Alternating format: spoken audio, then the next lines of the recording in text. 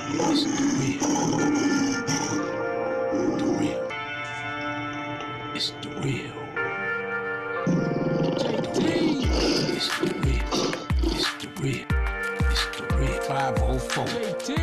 It's the real. It's the real. It's the real. 504. JT. I got something to say for those that don't hate. I'ma say it in the week, one step at a time. To reach your goal, take the journey with me and we can all unfold. It's the real 504. JT. It's the real. What's up, guys? This your boy again, the real JT 504, coming to you with another exclusive video, guys. I got another great legendary on the line right now, guys. We're going live video with him. He's a great person, guys. He actually had the what surgery, what procedure did you have? I had the gastric sleeve. The gastric sleeve. He had the gastric sleeve, guys, and he's doing wonderful, guys. He lost a lot of weight, guys. I actually saw his Instagram page, and I was phenomenal about it. But before we get started this video, make sure you hit the like button, subscribe button, turn on your notification, let your friends and family know about the videos, because we are putting out positive input for great content for people that need to have this surgery, or those that need to find about the surgery, or those that just inquiring about the surgery and things you need to know about the surgery. So I got my guy on the phone. Why don't you just tell him your name?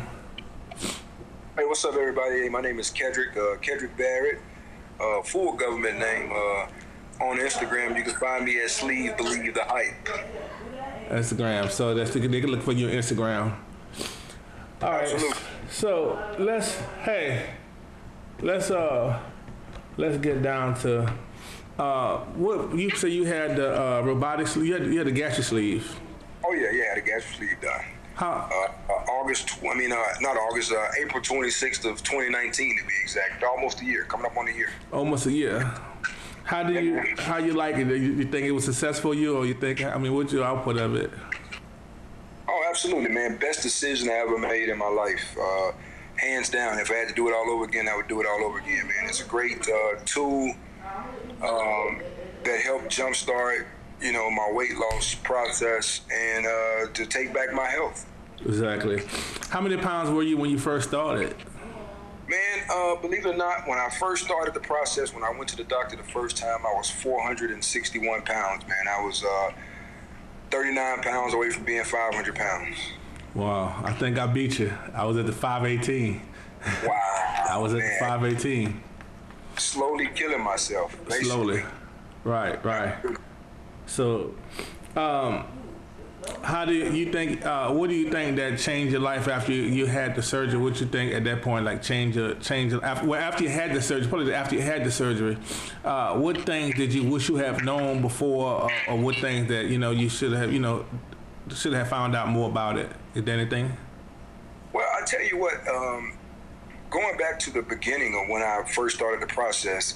My insurance requirements were quite extenuous. It was a 6-month ordeal that I had to go through with medical testing, dietitian visits, and doctor visits, and also what I thought at the time was unnecessary, a psych evaluation. But fast forward to having the surgery, and after the surgery, I understand now why that psych evaluation is there and why it's important to do it and take heed to it. Because being a black man, black period, a lot of black folks don't believe in going to see a psychiatrist. Even though it is something that is duly needed and it's not a bad thing to do. So don't let me say that. I'm just putting a stigma out there. So of course, when they said do a psych evaluation, I'm like, what does this have to do with me having this surgery? I'm not crazy. I don't have any underlying problems. I just like to eat. Right. And that was just one of those things. But the importance of that psych evaluation, and everybody should take heed to it and take it seriously, because this is the only thing this is a tool. It's not a magic pill. It doesn't change who you are overnight, because once you get off that table and start your new life, you still have the same mindset. And that same mindset is to binge eat or whatever bad habits that you had, those will follow you until you begin to break those habits. And that's where that psych evaluation comes in at, because they want to make sure that your mindset will be to where you could handle what's to come afterwards, because the frustration in the very beginning or after the surgery that you're going to have is tough, and some people just can't deal with it. You know, so and that's just, you know, and that's essential to your success. And I think that was the one of the main things that allowed me to be successful, is that I changed my mindset, and you know, I put my mind to it and say, hey, this is what I got to do.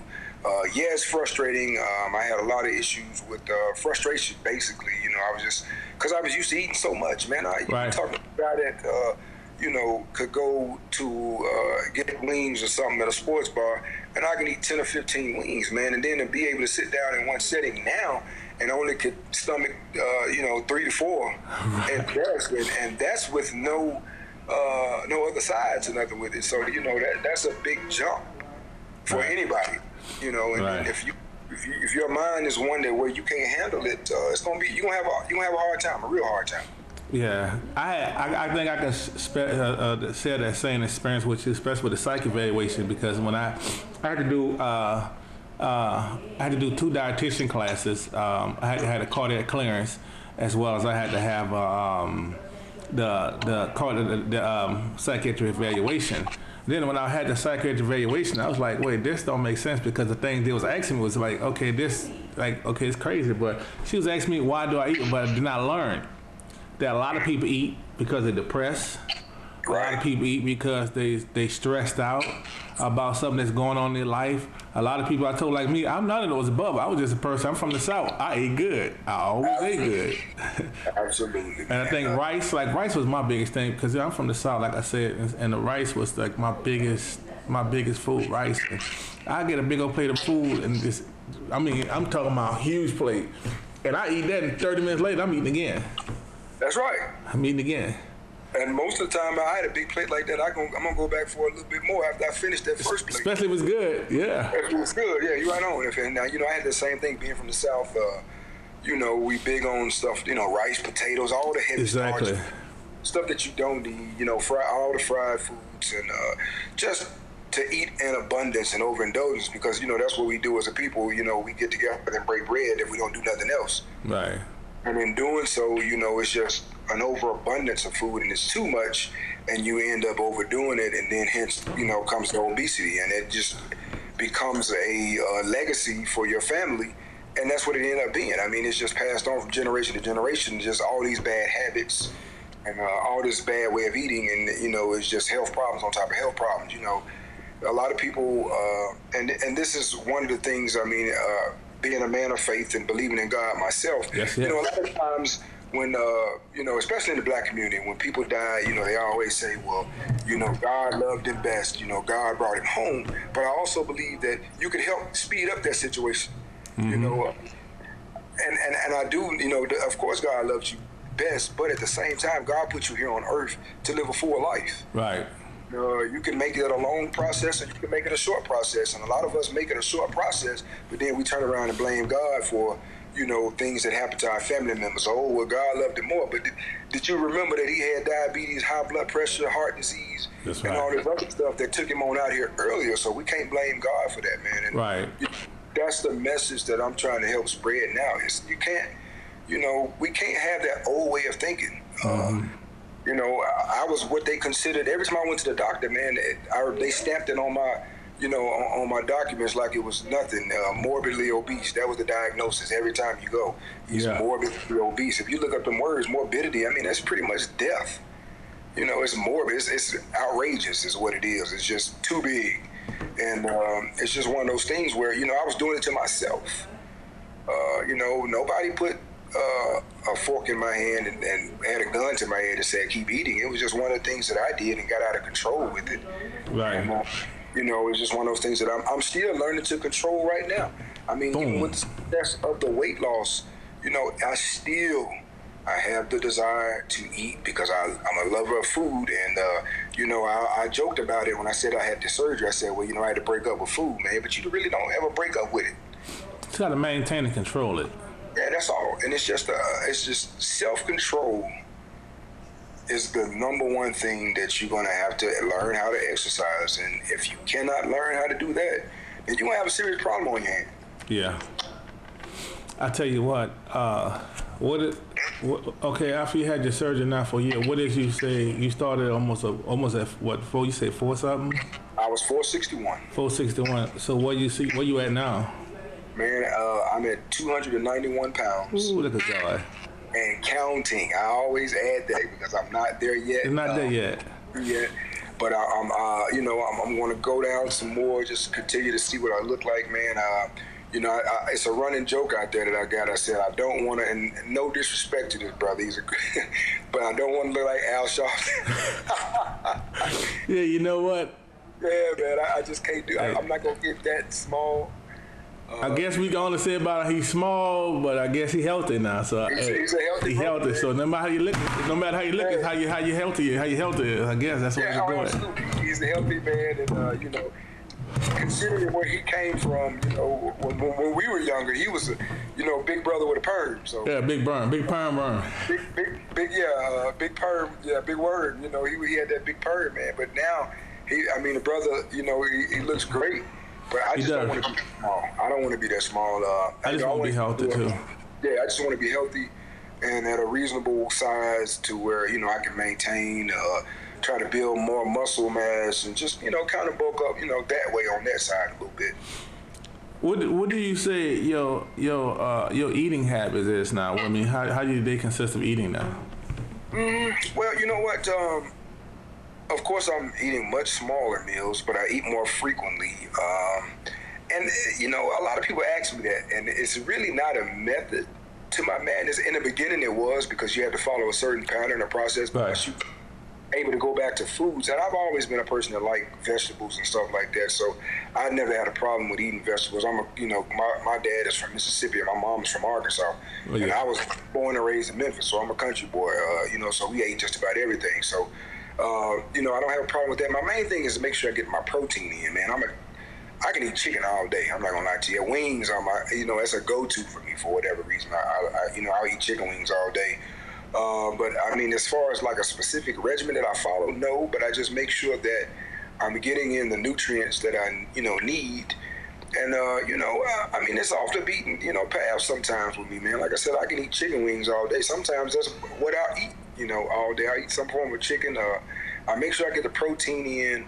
I get, some vegetables in if I can.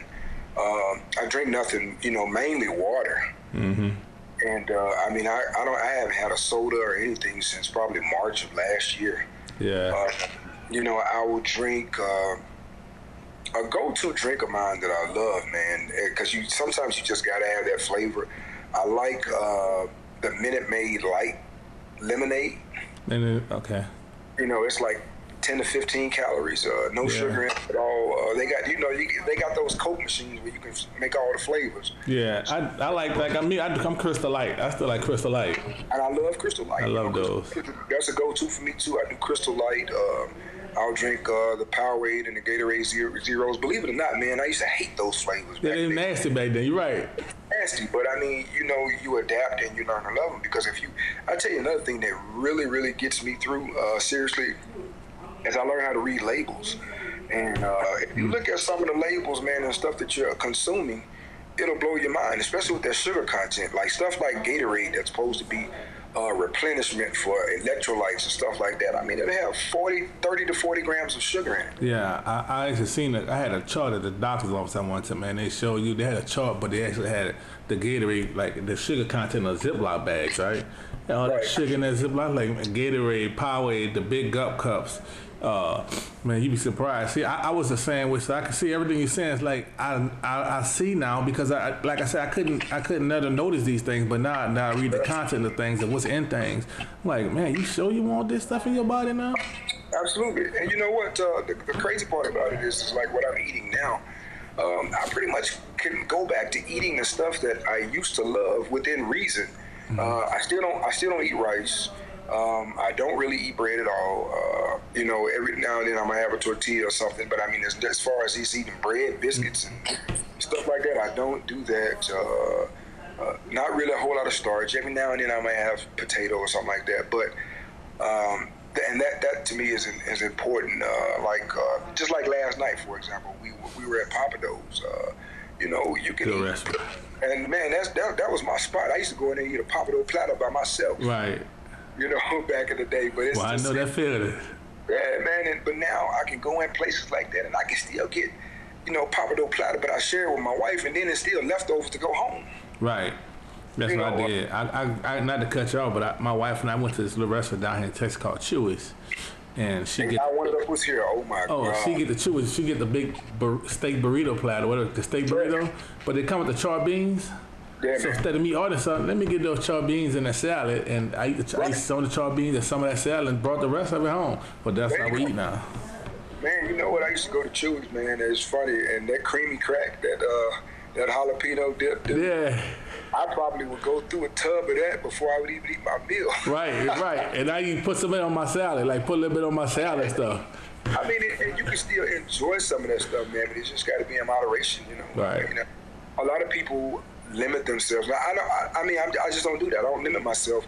A lot of people go kind of what I call super VSG or super RNY, where they just gung-ho and they just stick to this plain diet routine and don't do anything.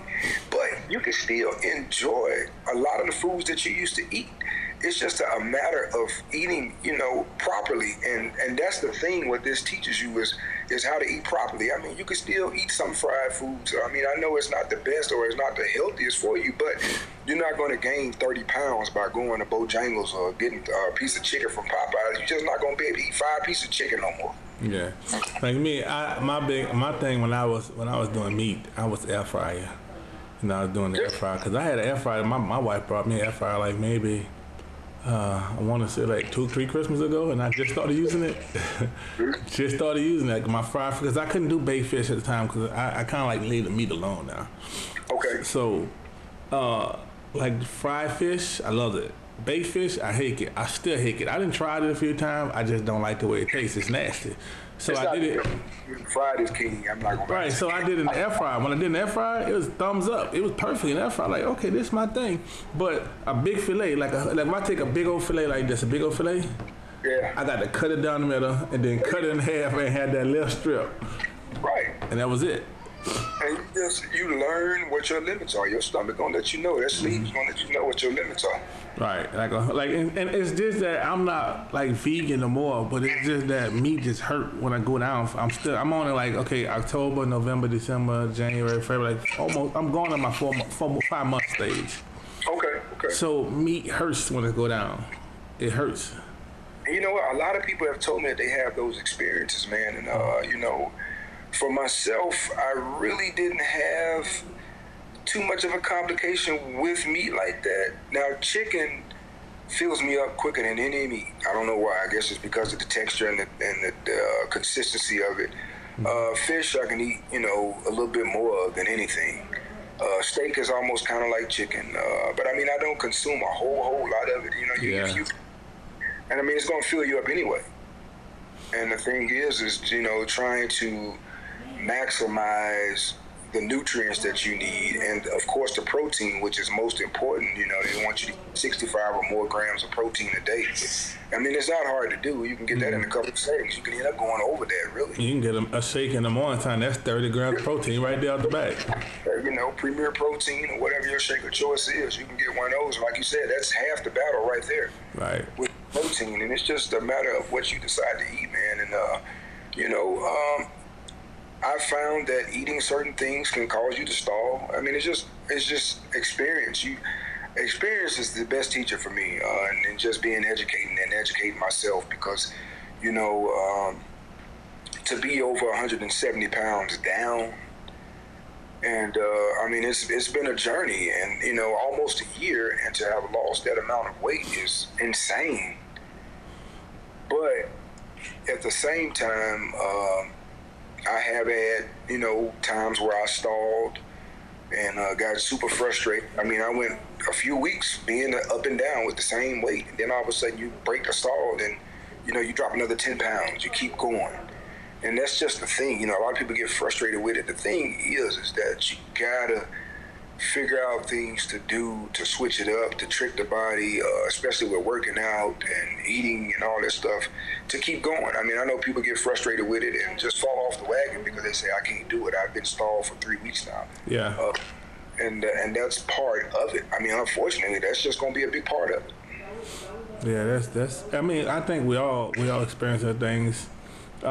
When you go to if you to say, well, any regrets, any time regrets of the surgery, you say you had any kind of regrets, just like second thoughts or something that I wish I'd have known before I had the surgery or anything like that. Would you say you found anything like that? Brother, the only regret that I have is that I didn't listen to my doctor sooner. My doctor been at me probably 7 years now. Yeah. I got the primary care physician. She's great. And, she's just over the moon. And she loves for me to come see her now because as soon as I get to the doctor's office, she run in the room to see how much weight I've lost. And, she told me about this years ago. Why don't you try the sleeve or try the lap band? Do something, because every time you come and see me, it's something else going on with you. Your blood pressure is spiking, or, I became pre-diabetic. She had to stuff like that. And she was just such an advocate for it. But me, I couldn't see it at the time because I was afraid. Just being honest, man, I was afraid. I hadn't been under or anything to have any type of surgery. I had surgery when I was like 7, 8 years old. I had my tonsils removed, but I don't really remember that. So for me, it was a thing of letting go and loosening the reins of control, because, going under like that, when they put you under, you don't know if you're going to wake up or not. Yeah. And that was my biggest fear, man, was getting on that table and just not waking up again. And the crazy part about it, even though you were sick, and this is why I tell people now, you take a risk with anything that you do. You take a risk when you walk out the front door in the morning, or going to work, or going to school, or going anywhere. And the thing is that you can't really be scared to take that step, because, I jokingly say this, but I'm really serious when I say it. If something, God forbid, happens to you while you're on that table, you will never know it anyway. It's just like you're going to go to sleep and you won't ever wake up. So it's not like you're going to be into a nightmare and then all of a sudden you're going to die. You're just going to be gone. So, I mean, it's worth the risk, in my opinion. And I know some people might think that's a stupid rationale, but I mean, that's just the honest to God truth. Mm-hmm. And you could have surgery. You can go in for routine surgery. I mean, it's been shown people that went in for dental work and, had complications, or, something was to happen. So, I mean, you can't let that hold you back. And I let that hold me back for many years, man. Me too. I'll say the same thing. Then one day it came to me to the light and came to me and said, you know what? I'm already obese. Right. I got high blood pressure. I'm pushing diabetes, high cholesterol, everything. I'm going to die regardless. And that's the kicker right there. You know what? I had sleep apnea. I was on the CPAP machine. Yes. And, I had to come to the realization. I was like, you know what, man? If you don't do this surgery, you can literally die in your sleep and not wake up the next day. Mm-hmm. So which risk is more? Do you want to just not do it and try to do it on your own? And I'm already pushing 500 pounds and just try to keep doing these up and down yo-yo diets and then running the risk of just not waking up, or going in, man, and preparing and getting my mind right and having this surgery. And, what risk was better? And to me, this surgery was the best option, because I never will forget, man. I had my Dr. Christopher Hart, man, Atlanta Bariatrics. I got to shout this dude out, man. Shout him out. He's the greatest, man. If anybody in the Atlanta area and you're looking for that doctor, this is the guy to go to. I promise you. His bedside manner is incredible. The very first time I came in there, man, I had brought my whole family with me, my wife and my sons. They were like, my kids were scared for me to do it. But he was like, you know what? He said, I know you're scared. You should be. But he said, I'm going to tell you this. The surgery, for me, is the easy part. I'm going to get you through that. You're going to wake up. He said, you got the hard part afterwards. And he was right. I got the hard part. He had the easy part. He's done this surgery over 3,000 times. Right. And that's what I'll tell anybody. If you do your research, research your doctor first and foremost, because that's important. You want to know what their mortality rate is. You want to know how many times they've done this surgery, what success rate they have. All of that stuff, all of that comes into play. And I did that, and all signs pointed to this guy. And when I went there, he just confirmed it for me, man. And I have never been to a doctor's office or any place where everybody loves their job. Everybody in this doctor's office, man, loves. It's a good doctor's office. And I thought it was a joke. I'm like, is this a running joke? Because every place I stopped at the dietitian, I stopped at the people at the front desk, talked to the office manager. All these processes that I had to go through, everybody was so happy. And then he's got like 3 or 4 people that work for him in his office that have the same surgery. Wow. So you know what you're going through. Yeah, so they already know, man. And it's been the greatest, thing that I've ever done. I didn't have any complications, thank God, after the surgery outside of the gas pain. And that lasted all of a day. I walked. I tell you what, man, he told me in the very beginning, he said, either I'm going to have to put you in the hospital or I have my own surgery center if you go through my string of tests, and you can either have it outpatient.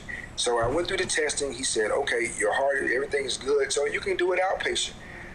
My surgery was set for 7 a.m. on a Friday, on the 26th of April. I got there about 6 o'clock. Man, I was so nervous.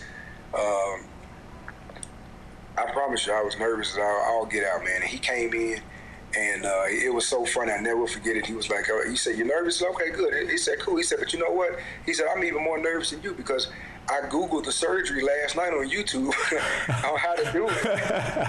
And, he was just joking, man, just kind of lighting the mood up. And the nurses came in, they had to give me something because I was just so over the top nervous.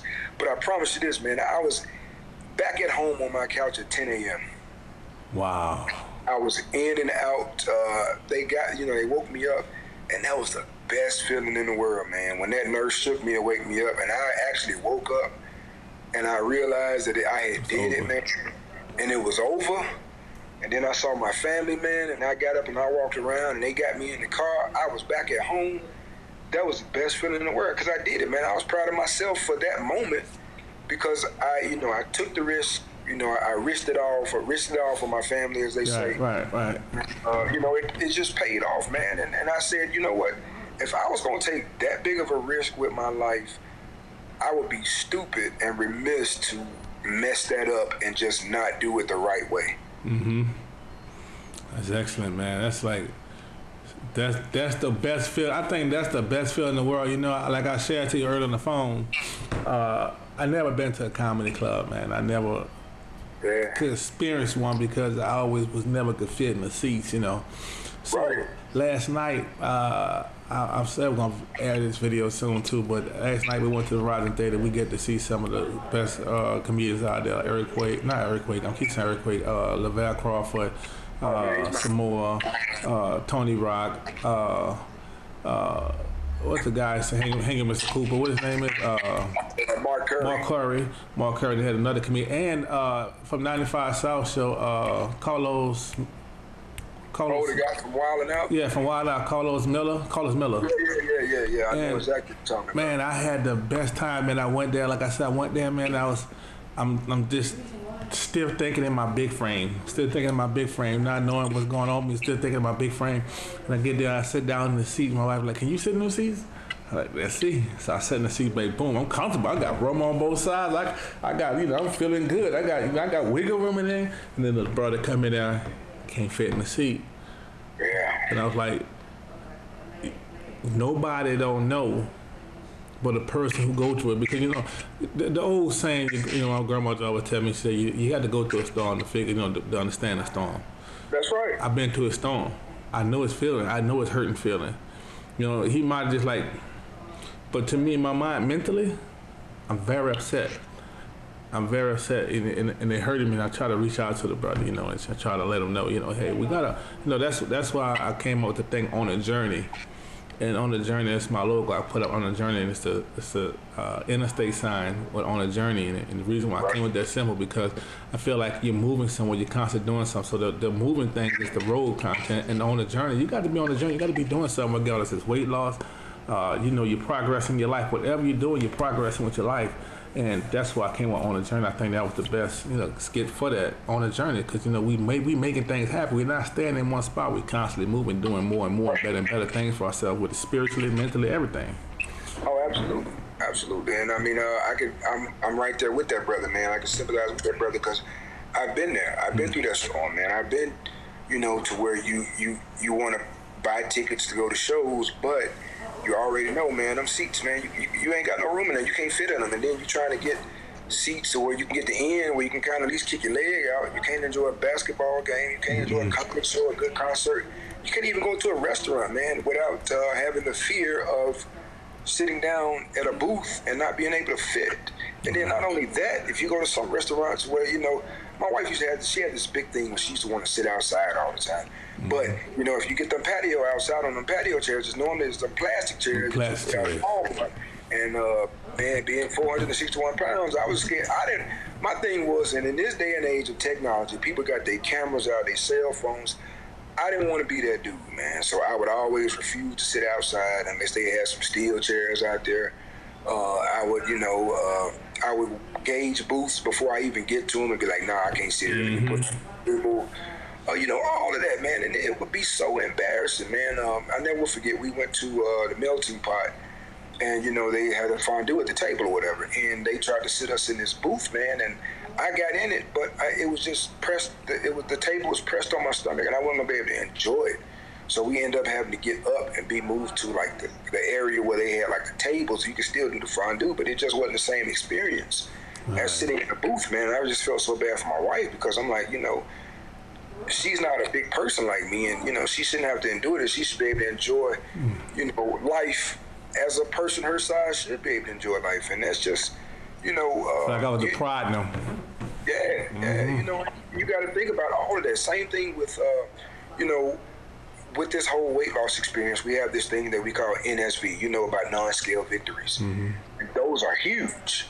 You know, non-scale victories are huge. I had the biggest one to me in my life, man. You know, it's been, I'm 45, so it's probably been 30 years since I've been on a roller coaster, man. All of the years I got, you know, 3 boys. I've always taken them to Six Flags, Disney, you name it. But the only thing I could do was walk around there and just maybe eat, you know, with the exception of riding the train with them or, you know, but I could never get on any of the thrill rides with them, man. Right. So just a few months ago, we went to Six Flags for a holiday in the park.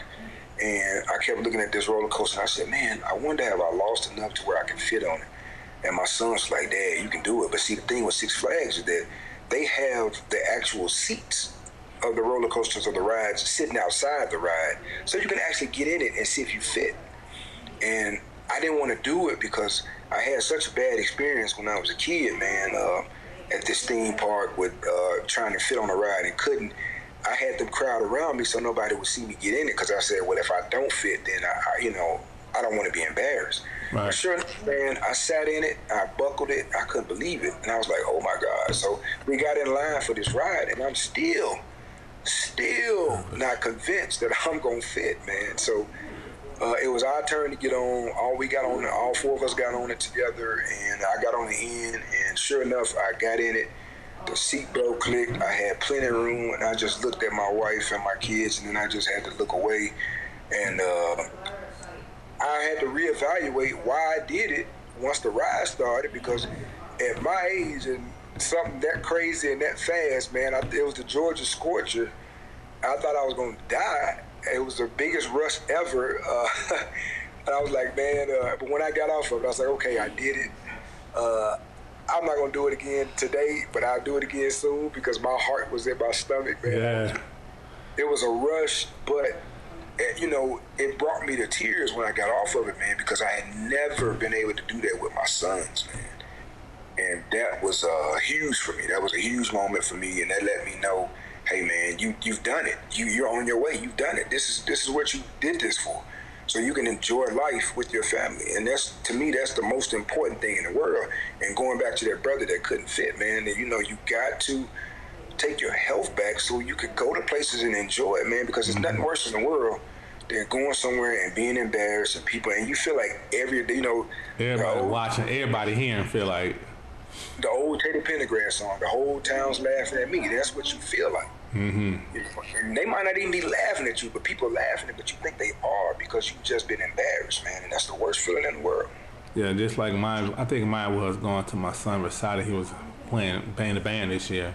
He didn't get to play football next year, but he was in the band, and he had a recital at the high school. They got those seats that the sides stay down, but the bottom flap up right there, those little flap up. Absolutely. And I was scared. This is my first experience of going in there, and I'm like,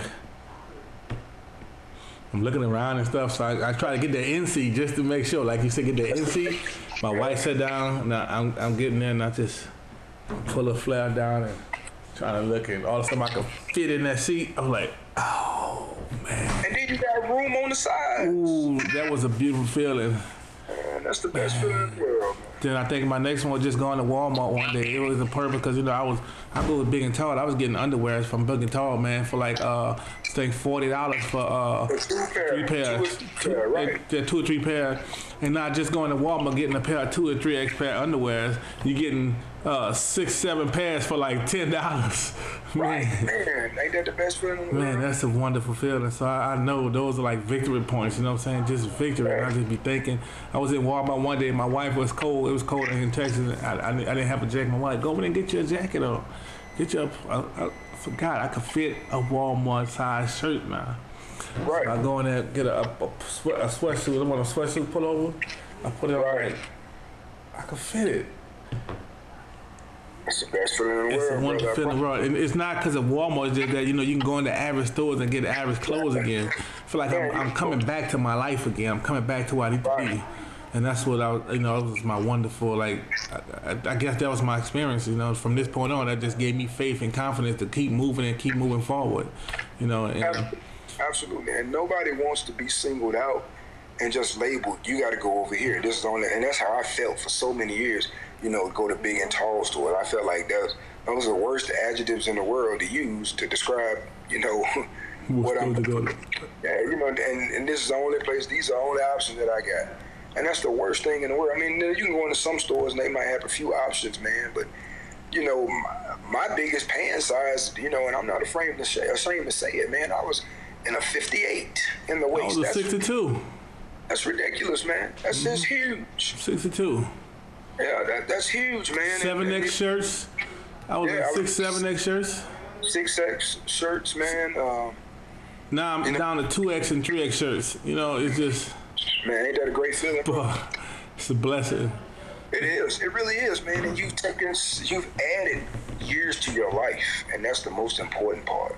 Mm-hmm. You've added time, and to just keep dropping inside clothes sizes, pant sizes. Man, some of these sizes I hadn't seen since I don't know when. I promise you I couldn't tell. It's funny how you say that. This shirt, I don't know if you can see this shirt. Let me see something. Yeah, I can see something somewhat, yeah. All right, this shirt here was a shirt that we had brought for our anniversary like last year.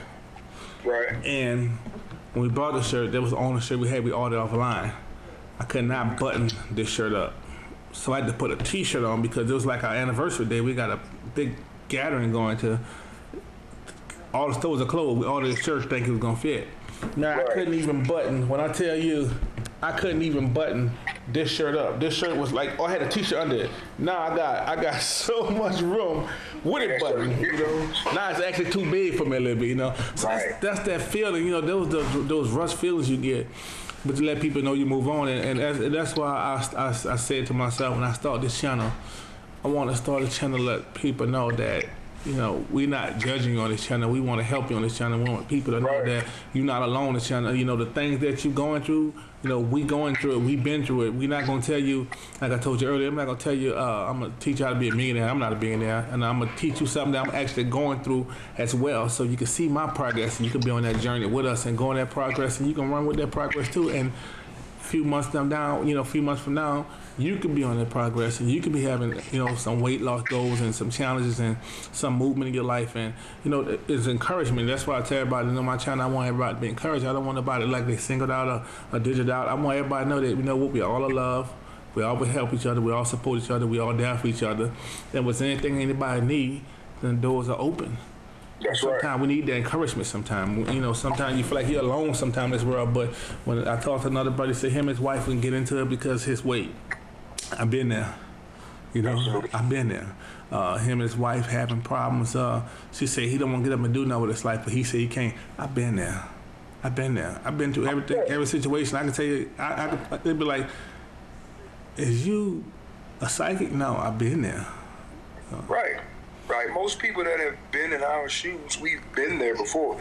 You know, it might not be the exact same way it happened for you or as the way it happened for me, but it's similar. It's way similar. It's the same MO, as they say. Or even the stuff we're going back and forth with the wife, man. It would be something as simple as walking together in the mall. Of course, she walked faster than me, and then I used to always say, you got to understand, I got 200 pounds on you. So, it's not that simple for me to, she would say, are you being lazy? And then some of it was me being lazy, but some of it was too, that I really couldn't just keep weight. Yeah. I'm carrying around a whole other person, man. And I'm shaking that person as we speak. He's about to be out of here. Oh, yeah, he gone. I call him Leroy. Freeloading Leroy. Freeload Leroy. That's the house guest you don't want to keep at your house no more. Yeah, he got to go. That's good. That's good. We about 85, percent out of here. We on the way to working at 100%, and that's the goal. That's the end game. And just to be, healthy and happy. That's it, man. The 2 H's, healthy and happy. Yeah, that's awesome, bro. I know we probably been here about an hour just talking this conversation. I talk about all day, man. Put like this. I'm gonna say this and I'm gonna let you go though. But I was one of the type of person. I was big, so I was always big. So by me being big, I didn't want people to look at me and talk to me for my weight. I always had a great attitude, a great personality. I speak with people, smile with people, laugh with people. I always had that great, outstanding personality to try to get your focus off my weight. Right. So now I just, it's a little bit different with me now. I just try to take things in a different way, look at things in a different perspective, and understand what people are going through now more. And I just take the time out. But it's whatever I tell anybody, if you know anybody that's going through anything, weight loss surgery, or want to have the surgery, think about the surgery, if you're on any kind of diet or any kind of sauce, you need that encouragement. This is the channel to come on. This is the place to be, because we're not only going to support you, we're going to encourage you, and whatever we can do to motivate you to keep you pushing to your goals, consider it done. That's right. When I saw your pictures, man, I had to salute you. I had a 5-star general salute you. When I saw that, I was like, man, this brother, he ready. He ready, and you know what? I don't know when you get to that point in your life, you probably take those full body pictures now. You're not doing this neck up point, You're taking the full body pictures now, That's right. But brother, I really, really thank you, man. I mean, this is amazing for us to chat about this and talk about this, and for you to be able to share your story is an amazing story. I mean, I can't say no more. It's phenomenal, Oh, absolutely, brother. But I appreciate you. I appreciate you letting me share my story. Yeah, and we're going to keep in touch, because this not going to be our only conversation, because we're going to make sure we get you some of this merch coming. I got this shirt. I got some shirts ordered up, man. I'm going to send you some pictures of it so you can see it. Okay. But I got some merch coming up, man. I want you to have that, man, and give it for you and your family, too, as a gift for me. And I appreciate you, man. You look good. Hey, I got 5-star general. Salute you again. 5-star. Yes, sir. We got to salute each other, man. We got to salute each other. That's what we do, man. And, for anybody out there, I just tell you, weigh all of your options. If you got family or you got somebody that's a support system, educate them as well, so they can help you make an informed decision, the best decision that's going to be for you, for your life. And just go ahead and take that leap of faith, man. Jump on out there and do it. I'm here for you. My man Joseph is here for you. We both here to help in any way possible. And if you want to find me, you can find me on Instagram. It's @Sleeved Believe the Hype. And I'm sure my man going to put that in with this video.